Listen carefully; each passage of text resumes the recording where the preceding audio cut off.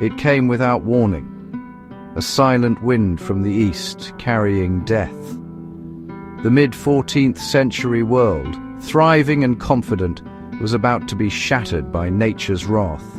An unseen predator traveled in the blood of fleas and rats, crossing continents with terrifying speed.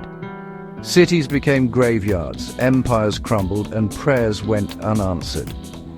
This was the Black Death, a cataclysm that would reshape human history and leave scars still visible today. Welcome to MystiChrono, where tonight we open the tomb of the plague. The year is 1347. In Messina, Sicily, life is routine, until 12 Genoese ships arrive, silent and ominous. Dock workers find the decks littered with the dead and dying. Sailors are delirious with fever and black swellings. The horrified Sicilians order the ships away, but the plague has already landed.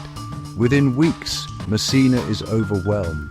The living are too few to bury the dead. Bodies pile in homes and streets.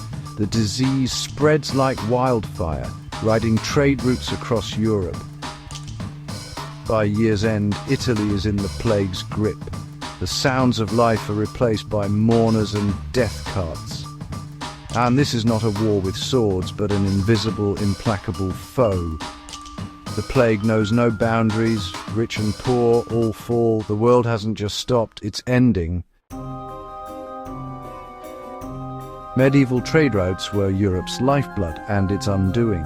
The Black Death stowed away on ships, carried by black rats and their fleas. Each ship docking in a new port unleashed a biological bomb. A single rat or flea could ignite a new outbreak. Quarantines were born.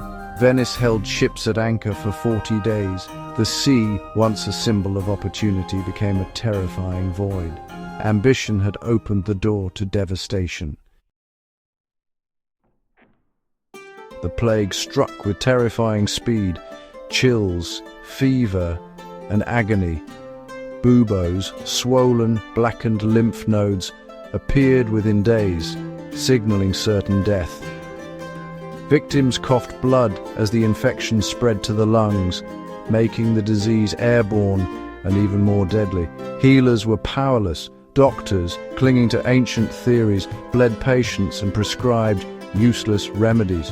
Priests saw divine punishment and organized mass prayers, which only spread the disease further. Plague doctors donned bird-like masks stuffed with herbs, hoping to filter the poisoned air.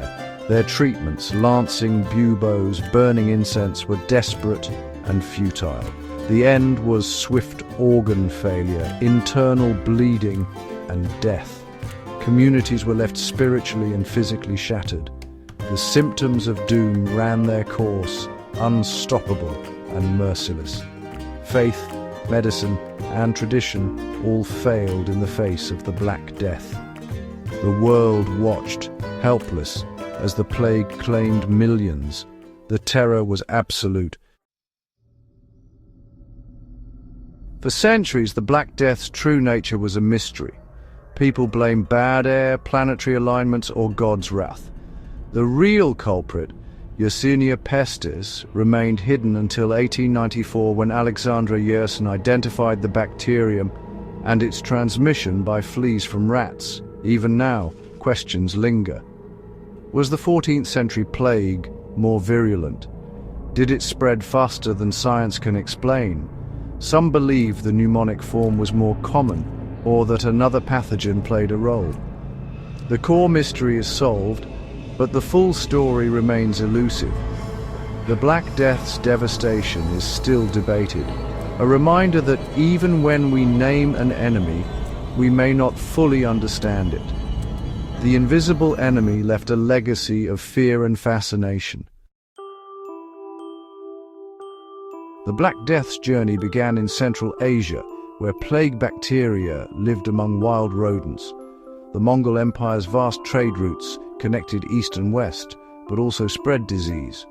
In 1346, Mongol forces besieged the city of Kaffa.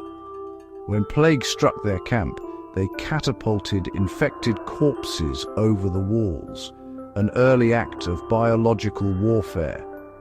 Genoese merchants fled Kaffa by sea, unknowingly carrying the plague to Europe.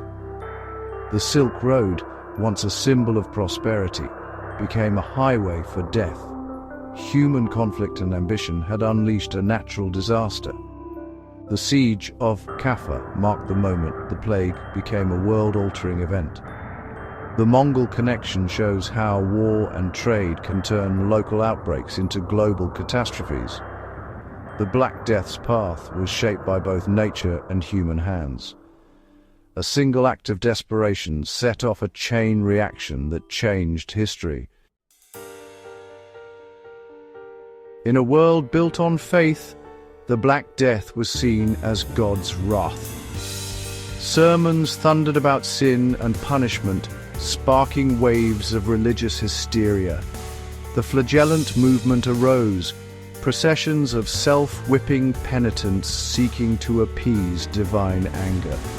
Their gatherings, meant to save, only spread the disease further.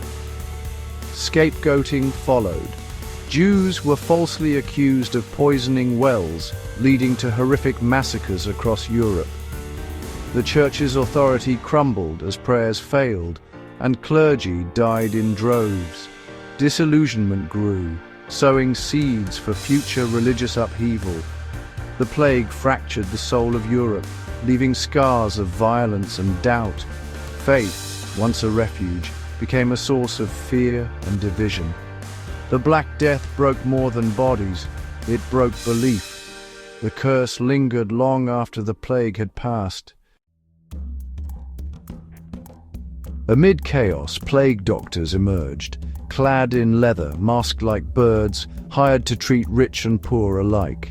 Their beaked masks, stuffed with herbs, were meant to filter deadly air. Their treatments, lancing buboes, burning incense, were desperate, often useless. Beyond doctors, alchemists and folk healers brewed potions, crafted amulets, and performed rituals seeking any edge against the plague. These secret healers walked a fine line, sometimes revered, sometimes accused of witchcraft. Their efforts offered little medical help, but gave hope to the terrified. The war against the plague was fought in shadows, with science, superstition, and courage. In a world gripped by fear, even the powerless tried to fight back. The legacy of these healers is a testament to human resilience and desperation. They stood between life and death, risking all for a chance at hope. The Black Death is more than history. It's a warning. It ended an era, reshaped economies, and revealed both compassion and cruelty. Our greatest threats may come not from enemies, but from nature itself. The lessons of 1347 are urgent in our interconnected world. Yersinia pestis still exists. The threat of new plagues remains. The past is a blueprint, its mysteries and dangers never fully gone. You've been watching MystiChrono. Until next time, guard your history, for it guards you.